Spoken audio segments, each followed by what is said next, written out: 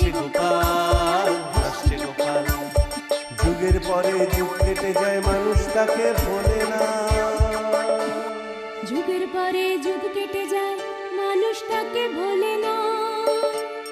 চলে না রে, চলে না রে, চলে না রে, চলে না, চলে না রে, চলে না রে, কাকে ছাড়া চলে না। কে সে পরিচয় কি তার? হাসির রাজা, জ্ঞানের রাজা, রসিক রাজা গোপাল ভাঁড়। হাসির রাজা, জ্ঞানের রাজা, রসিক রাজা গোপাল ভাঁড়। হাসির রাজা।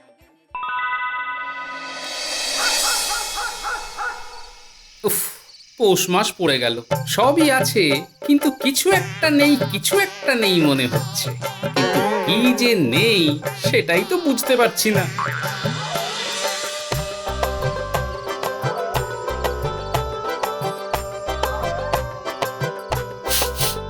আরে কি সুন্দর গন্ধ আসছে।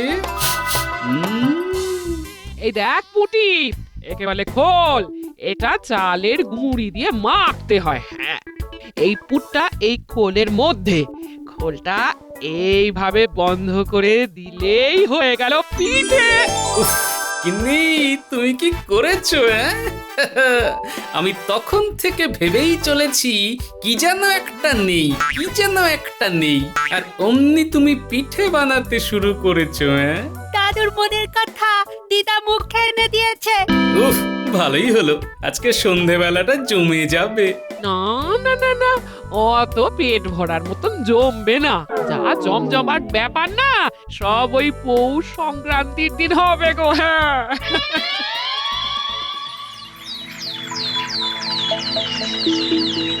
কি গোপাল, মুখে মুচকি হাসি, হঠাৎ মনে হচ্ছে তোমার মনে খুব পুলক। এই গতকাল আমার গিন্নি কয়েকটা পিঠে বানিয়েছিল, তাই খেয়ে মনটা বেশ ফুরফুরে হয়ে গেছে মহারাজ। ও বাবা, তোমাদের বাড়িতে পিঠে বানানো শুরু হয়ে গেছে? ওটা ওই গিন্নির তাৎক্ষণিক অনুশীলন ছিল মহারাজ। আসল পিঠে তো হবে পৌষ সংক্রান্তির দিন। খাও খাও, আনন্দ করো। আমার বোধ হয় এবারে আর পেট ভরে পিঠে খাওয়া হবে না। সব রাঁধুনিরা ছুটি নিয়ে দেশের বাড়ি চলে গেছে। এমন সময় রানীর পক্ষে অত রান্না করা সম্ভব নাকি? আহ, এই গোপাল থাকতে আপনি অত চিন্তা করছেন কেন? পিঠে তো কাউকে দিতে নেই। এক কাজ করুন, এবার আপনি আর রানীমা আমাদের বাড়িতে চলে আসবেন, মন ভরে পেট ভরে পিঠে খাবেন। বেশ বেশ, তাহলে তো বেশ ভালোই হলো। এ কি মহারাজ, আমি রাজ্যের মন্ত্রী, আপনি আমার বাড়ি না গিয়ে একটা ভাঁড়ের বাড়ি গিয়ে পিঠে খাবেন? আরে বাবা, তুমি আমাকে আগে বলেছো নাকি? বলার সুযোগ পেলাম কোথায়? ও মা, আমার তো কেউ নেই। আমি তাহলে কি খাবো? আমি তাহলে ওই মহারাজের সাথেই না হয় যাব। আচ্ছা আচ্ছা, আপনাদের সকলের নিমন্ত্রণ রইল। বেশ বেশ, ঠিক আছে। আমরা যে কজন পারবো গোপালের বাড়িতেও যাব, আবার মন্ত্রীর বাড়িতেও যাব। তাহলে আর চিন্তাই রইল না। আমি এসবের মধ্যে নেই। আরে কি আশ্চর্য, এসবের মধ্যে নেই বললে হবে নাকি? কদিনের মধ্যে উৎসব, নয় নয় করে 60-70টা পিঠে লাগবে। ওরে বাবা, 60-70টা! ও হ্যাঁ, আর এই মহারাজের সাথে অন্যান্য সভাসদেরাও আসবেন। তাছাড়া আমি, তুমি আর বটা ঘটাকে ধরলে নয় নয় করে 90 থেকে 100টা পিঠে তো লাগবেই গিন্নি। মস্করা হচ্ছে নাকি? আমি এত পারবো না। ঠিক আছে ঠিক আছে ঠিক আছে, বুঝে গেছি, আমি বুঝে গেছি, দেখছি।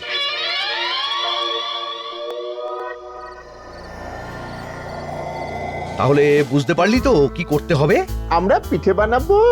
তাও আবার 90 থেকে 100টা। হ্যাঁ, গোপালের বউ তো পিঠে বানানোর ব্যাপারে পাক্কা রাঁধুনি।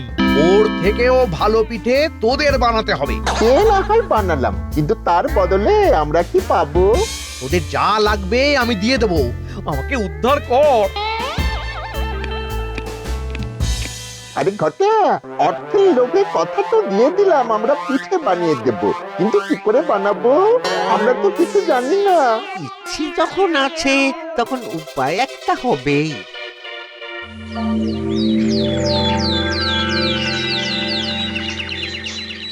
পৌষ সংক্রান্তি তো চলেই এলো। এলো মানে একেবারে দরজায় কড়া নাড়ছে। আমার খিদেটা আরো বেশি করে বাড়ছে। এরপরে পৌষ সংক্রান্তির দিন আপনি আমার বাড়ি যাবেন আর খাবেন। হ্যাঁ, সে তো যাবই। আর যাব যখন তোমার জন্য উপহারও নিয়ে আসবো। না না না মহারাজ, উপহারের কি দরকার? আপনি এই রাজ্যের মহারাজ হিসেবে আমার মতন একজন গরিব প্রজার বাড়িতে পদধূলি দেবেন, এটাই তো আমার কাছে অনেক বড় উপহার মহারাজ। তা মন্ত্রী, তোমার বাড়ির প্রস্তুতির কি খবর? আমার বাড়িতে তো প্রস্তুতি তুঙ্গে।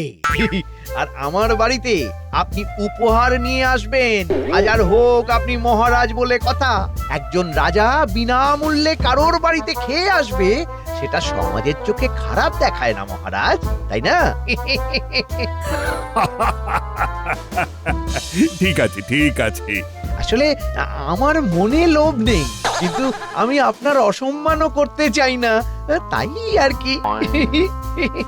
তবে আমার মনে হয় আমি এখানে একটা ব্যাপার করতে পারি। কি ব্যাপার মহারাজ? আমি গোপালের বাড়ি, তোমার বাড়ি, দুই জায়গায় যাব, দু জায়গায় খাবো। যার বাড়ির পিঠে সবচেয়ে বেশি সুস্বাদু হবে তাকেই আমি পুরস্কার দেব।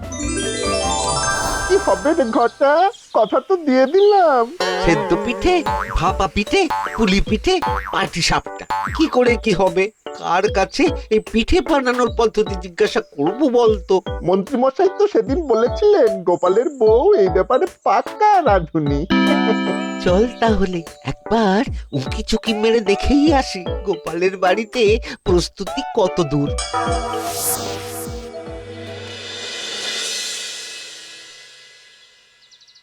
তাহলে বুঝতে পারলি তো, প্রথমে গরম জলে চালের গুঁড়িটা মাখতে হয়, হ্যাঁ, তারপরে ওটার মধ্যে নারকেলের ছাঁচ আর খেজুর গুড় দিয়ে বানানো পুর দিয়ে মুখ বন্ধ করে গরম জলে সেদ্ধ। হ্যাঁ।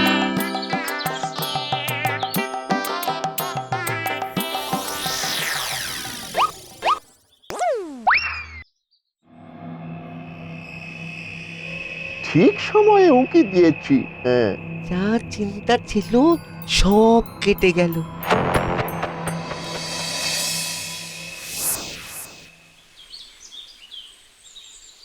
হয়ে গেল।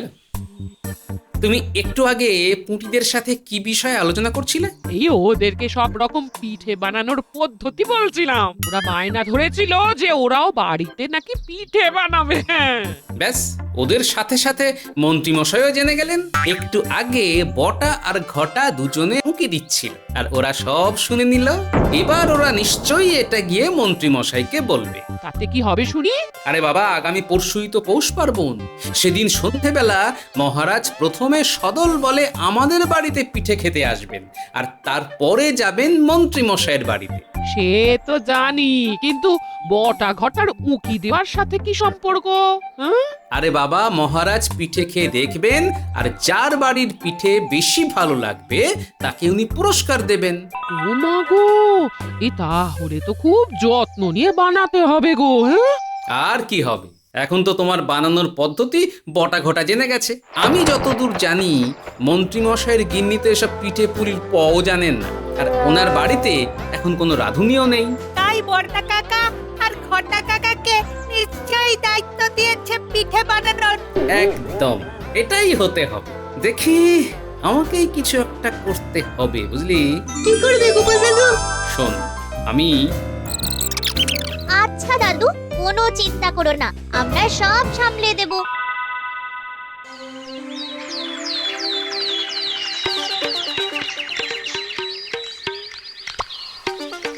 আরে ওই তো বটা ঘটা, এবার আমার খেলাটা শুরু করতে হবে।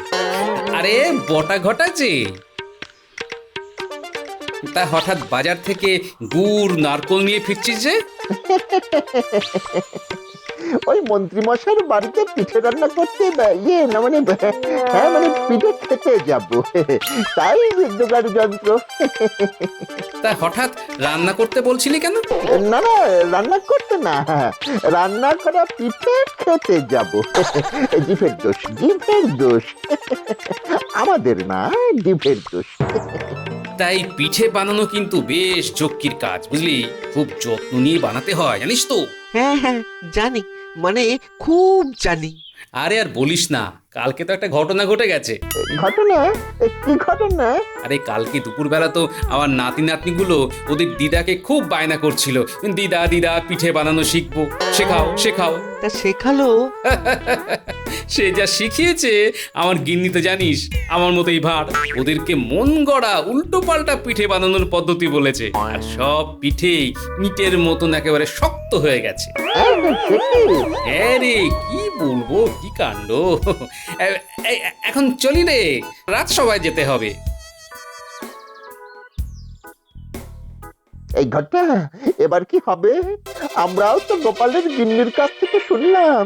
আর ওই পদ্ধতিতে পিঠে বানাতে গিয়ে যদি আমরাও সর্বনাশ করে ফেলি তাহলে? তাহলে আমাদেরও পিঠে পড়বে।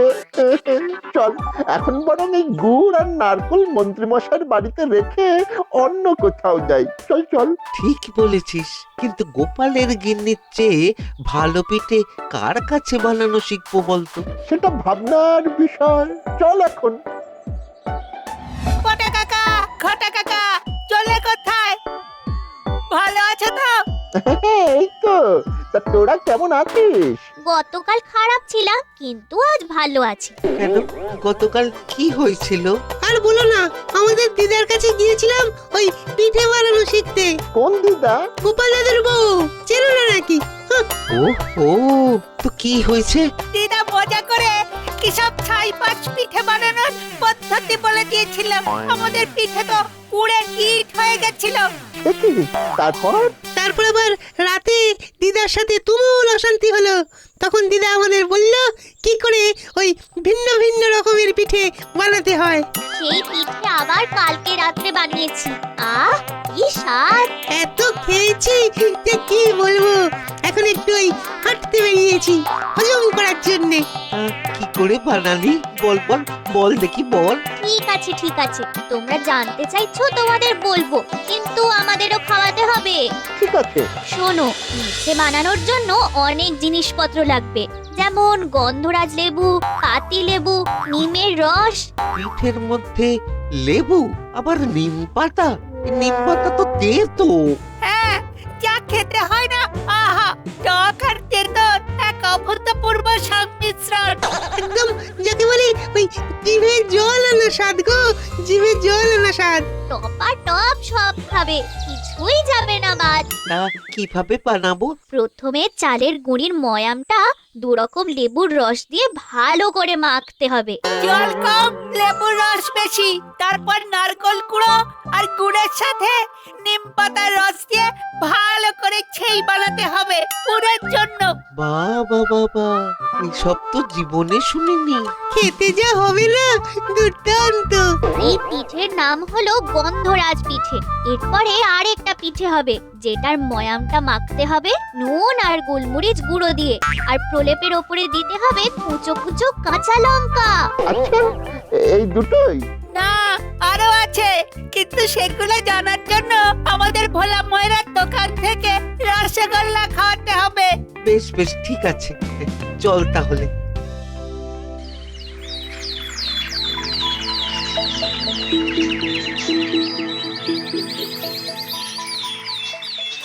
ব্যাস, এই বাউন্ডি বাঁধা হয়ে গেল। হ্যাঁ, এবার হেসেলে ঢুকবো, পিঠে বানাবো। আয় আয় আয়, রান্নাঘরে আয়। আজকে রাজবাড়ির রাজসভার লোকজন আসবে বলে কথা। হ্যাঁ, আয় আয় আয়। হ্যাঁ দিদা, চলো, আমরা তোমার পাশেই আছি।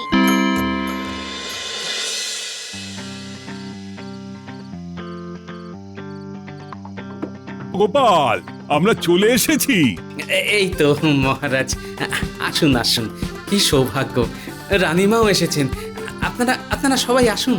গোপালের বাড়িতে পিঠে খাবো, তারপরে মন্ত্রীর বাড়ি যাব।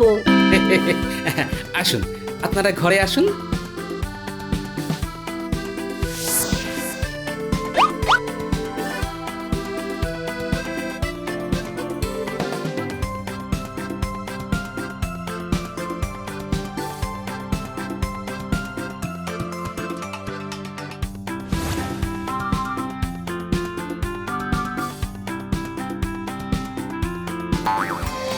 বাহ বাহ বাহ, তোমার গিন্নি তো দেখছি বেশ করিতকর্মা।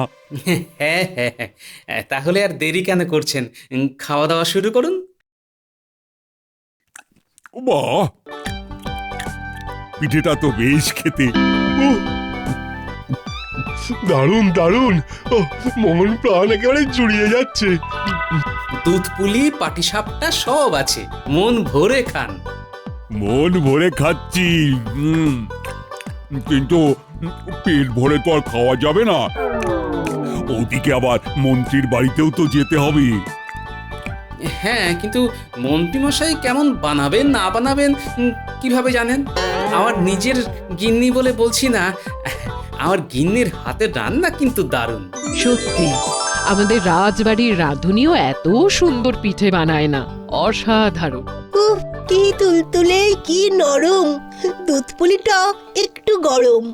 এই তো একটু আগে নামালাম, আপনাদের ভালো লেগেছে, আমি খুব খুশি হয়েছি। হ্যাঁ, আমার আবার পাটিসাপটা খুব পছন্দের। বেশ খেলাম, এবার মন্ত্রীর বাড়ি যাব। চলুন মহারাজ, আমিও তাহলে যাব। দেখি মন্ত্রীমশাইয়ের বাড়িতে গিন্নিমা কেমন বানিয়েছেন। হ্যাঁ হ্যাঁ হ্যাঁ, চল চল চল।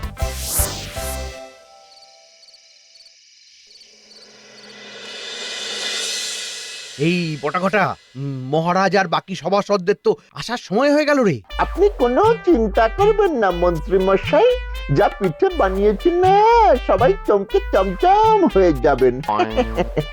এখানে চমচম কোথা থেকে এলো? তোরা পিঠে বানিয়েছিস না মিষ্টি? আহা মন্ত্রী মশাই, ওটা কথার কথা। আমরা পিঠে বানিয়েছি, দারুণ দেখতে হয়েছে। তোরা আবার খেয়ে নিসনি তো? এই বাবা, চি চি চি চি চি চি, খাবো কেন? আরে গিন্নি, বলি তুমি কি পটের বিবির মতন বসেই থাকবে নাকি একটু হাত পা নাড়াবে? আমি তো মহারাজকে বলেছি যে তুমি পিঠে বানাচ্ছ। এই তো উঠছি উঠছি, আসন পাচ্ছি, তোমায় আর ভাষণ দিতে হবে না।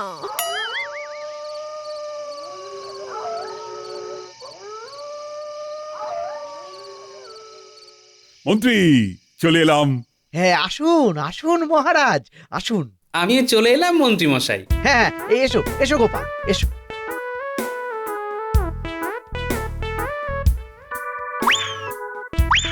আপনি না হয় আমার বাড়িতে নাই গেলেন, তা বলে কি আমি আসবো না? আমি ভালোবাসবো না তা তো হতে পারে না। বেশ বেশ বেশ, ভালোই করেছো। যাও গিন্নি, রান্নাঘরে যাও। তা মন্ত্রী, তোমার গিন্নি আউনি বাউনি বাঁধেনি? আউনি ইয়ে না, মানে